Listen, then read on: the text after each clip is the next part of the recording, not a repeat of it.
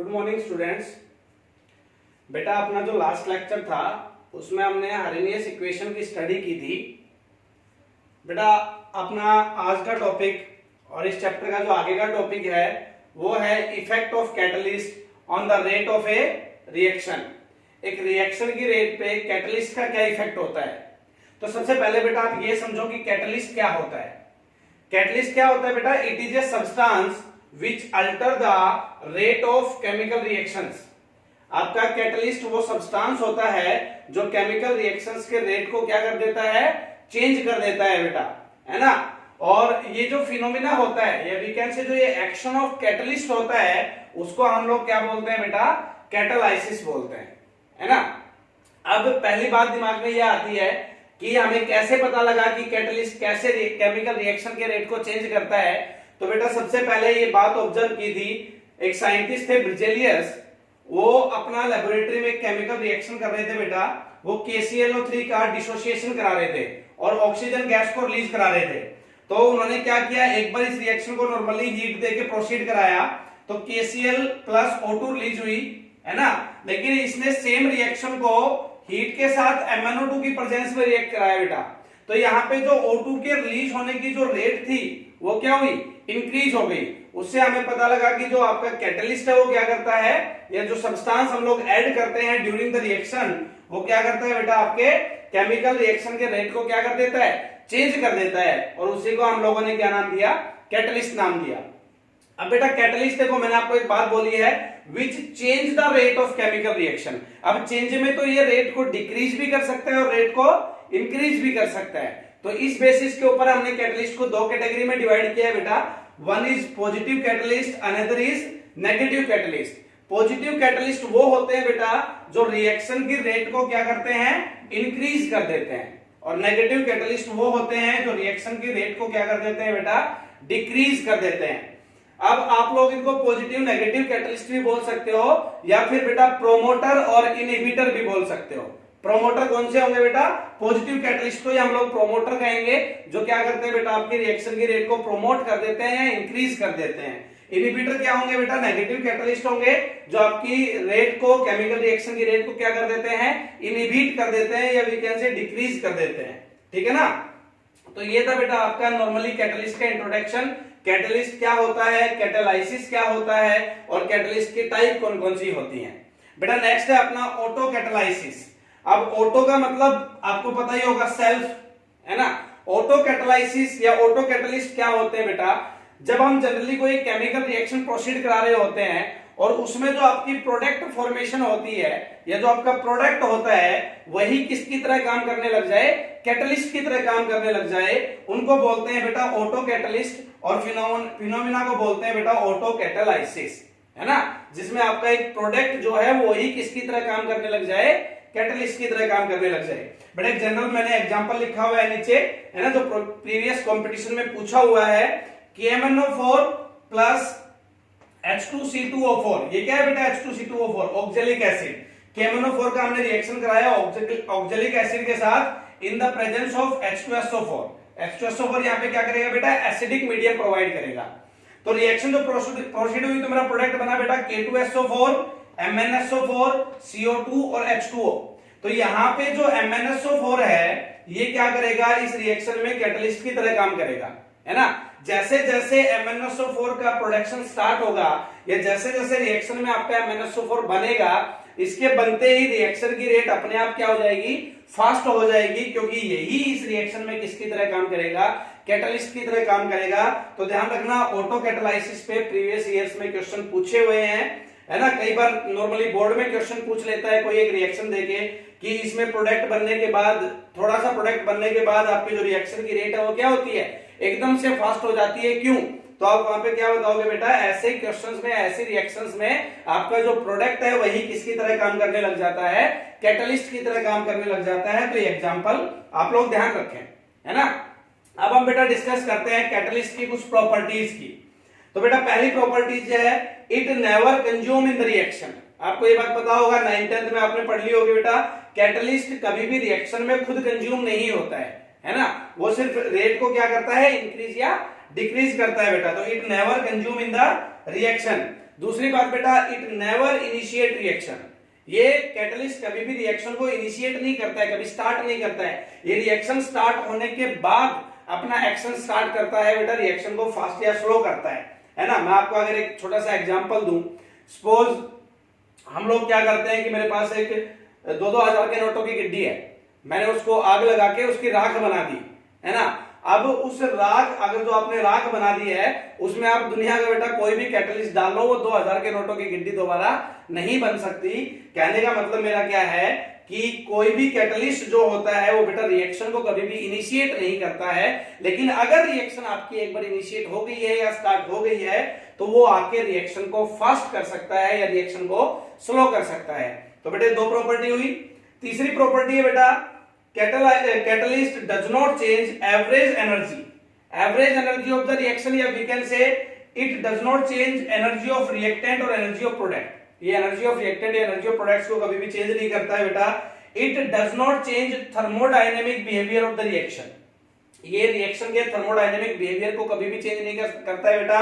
और we can say कि it does not change delta H, ये डेल्टा एच को कभी भी चेंज नहीं करता है। अभी यही ये वाला जो पॉइंट है, does not change thermodynamic behaviour, ये मैं इसी लेक्चर में आपको ग्राफ की फॉर्म में समझाऊंगा भी कि ये कैसे आपका डेल्टा एच को चेंज नहीं करता है बेटा। नेक्स्ट पॉइंट है हमारा, catalyst required in small amount. Catalyst जो होता है आपकी रिएक्शन में एक स्मॉल अमाउंट में रिक्वायर्ड होता है बेटा। ये नहीं है कि आपने क्या किया कि कैटलिस्ट थोड़े अमाउंट में लिया, उसके बाद आप सोचो कि मुझे तो रिएक्शन और ज्यादा फास्ट करनी है तो मैं एक बोरी कैटलिस्ट ला के डाल दें, कोई फर्क नहीं पड़ेगा बेटा। Catalyst required in small amount. Last point है बेटा, it provide alternative part two the reaction in which threshold energy change. ये बेटा क्या करता है, रिएक्शन को एक अल्टरनेट पाथ प्रोवाइड करता है जिसमें आपकी जो थ्रेशोल्ड एनर्जी है वो चेंज हो जाती है। और थ्रेशोल्ड एनर्जी चेंज हो गई तो बेटा हम कह सकते हैं कि आपकी जो एक्टिवेशन एनर्जी है वो भी क्या हो जाएगी, चेंज हो जाएगी। तो ये बेटा कुछ आपके 6 इंपोर्टेंट पॉइंट है कैटलिस्ट के बारे में, कैटलिस्ट के मेन पॉइंट्स हैं, इनको आप ध्यान में रखें। बेटा अपना नेक्स्ट टॉपिक है वेरिएशन ऑफ के इन एडिशन कैटलिस्ट। जो आपका के है, रेट कांस्टेंट के है, उसमें क्या वेरिएशन आएंगे कैटलिस्ट को ऐड करने के बाद। तो बेटा विदाउट कैटलिस्ट, अगर मैं एक अपना पहला केस लेते हैं दैट इज विदाउट कैटलिस्ट, उसमें एक्टिवेशन एनर्जी मेरी ई है और रेट कांस्टेंट मेरा के है। तो इन दोनों में जो रिलेशन होगा वो कौन सी इक्वेशन देती है बेटा, आर्हेनियस इक्वेशन। तो उससे मैं क्या लिखूंगा, k will be equal to a e raise to power minus ea by rt, है ना। ये विदाउट कैटलिस्ट था। अब बेटा विद कैटलिस्ट जब मैंने लिया तो मेरी नई एक्टिवेशन एनर्जी आ गई दैट इज ea डैश। जो ये ea डैश होगी बेटा वो पहले वाली ea से क्या होगी, कम होगी, है ना। जो कैटलिस्ट डालने के बाद जो मेरी एक्टिवेशन एनर्जी होगी वो पहले वाले के कंपैरिजन में क्या होगी, कम होगी, तभी तो आपकी रेट थोड़ी सी क्या होगी, रिएक्शन की फास्ट होगी। और जो बेटा नया रेट कांस्टेंट आएगा दैट इज k डैश, वो क्या होगा, ज्यादा होगा in the comparison to previous के या previous rate constant which was without catalyst, है ना। तो यहां पे जो मेरा नया आर्हेनियस इक्वेशन बनेगा वो क्या होगा बेटा, k dash will be equal to a e raise to power minus ea dash rt, है ना। अब बेटा k डैश और k का अगर मैं रेशियो लेता हूं तो क्या बनेगा, a से a आपका कट जाएगा और ea बाय rt को अगर मैं ऊपर लेके जाऊंगा ये पॉजिटिव का हो जाएगा बेटा। तो मेरा इक्वेशन बनेगा e, मैंने कॉमन निकाल लिया 1 by rt e raise to power 1 by rt ea minus ea dash, ठीक है बेटा।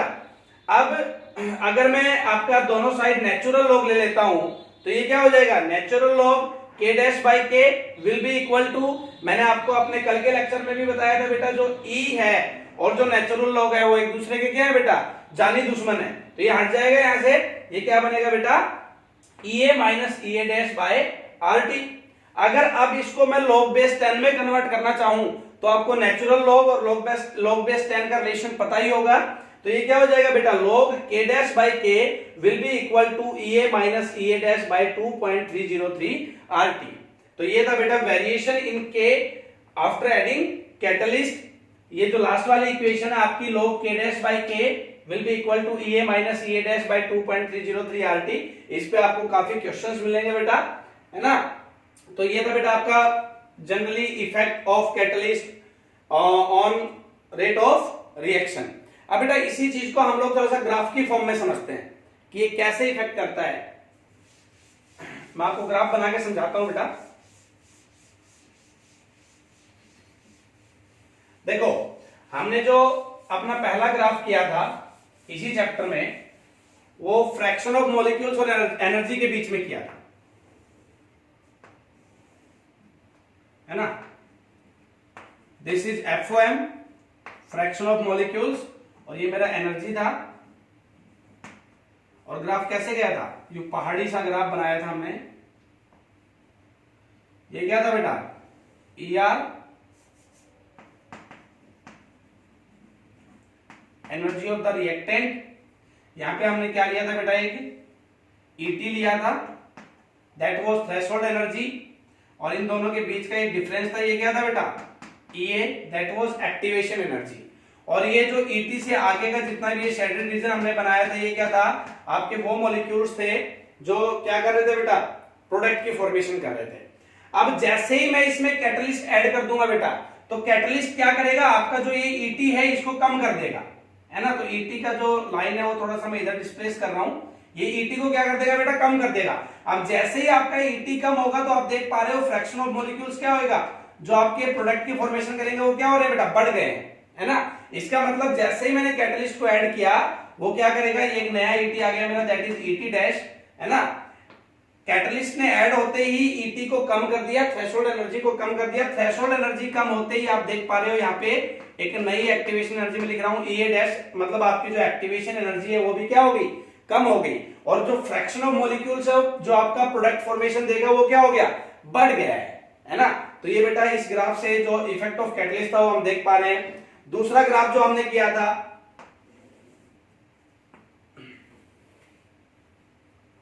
वो क्या था बेटा, एनर्जी कोऑर्डिनेट्स के बीच, मतलब इधर एनर्जी थी, ये प्रोग्रेस ऑफ द रिएक्शन थी,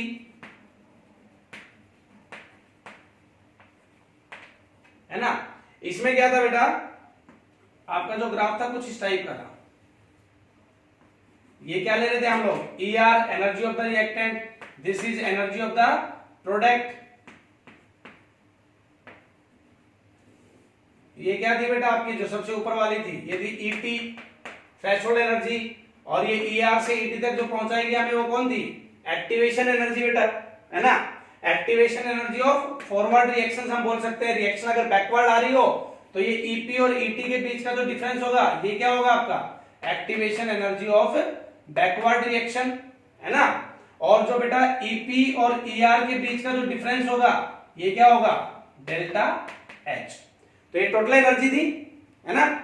अब बेटा इसमें हम लोग क्या करेंगे, जैसे ही मैं कैटलिस्ट को ऐड करूंगा तो रिएक्शन तो आपका यहीं से स्टार्ट होगा, बट ये क्या करेगा, आपकी जो थ्रेशोल्ड एनर्जी है उसको कम कर देगा, और आपकी रिएक्शन का जो एंड है वो भी वहीं पे होगा। तो आप देख पा रहे हो ये एनर्जी ऑफ रिएक्टेंट और एनर्जी ऑफ प्रोडक्ट को इफेक्ट नहीं कर रहा है ना। ये किसको इफेक्ट कर रहा है, थ्रेशोल्ड एनर्जी को इफेक्ट कर रहा है, जिसकी वजह से मेरी एक्टिवेशन एनर्जी भी क्या होगी, कम होगी।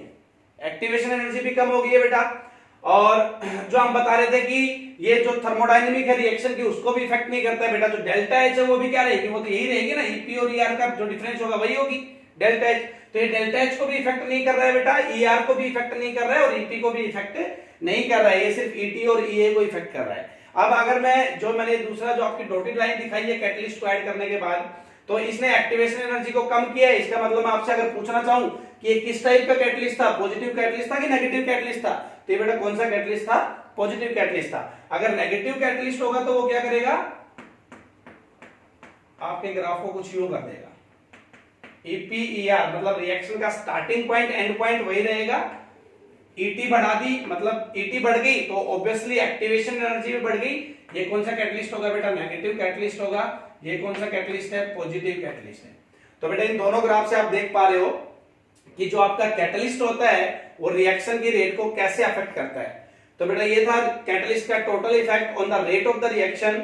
और बेटा अब अपना इस चैप्टर का जो लास्ट टॉपिक बचा है that is mechanism of the reaction, है ना। उसके बाद अपना ये चैप्टर एंड हो जाएगा। कल अपना ये चैप्टर खत्म हो जाएगा बेटा कल के लेक्चर में, उसमें हम मैकेनिज्म ऑफ द रिएक्शंस की स्टडी करेंगे। और मंडे से हम लोग बेटा अपना नया चैप्टर स्टार्ट करेंगे that is surface chemistry. Thank you.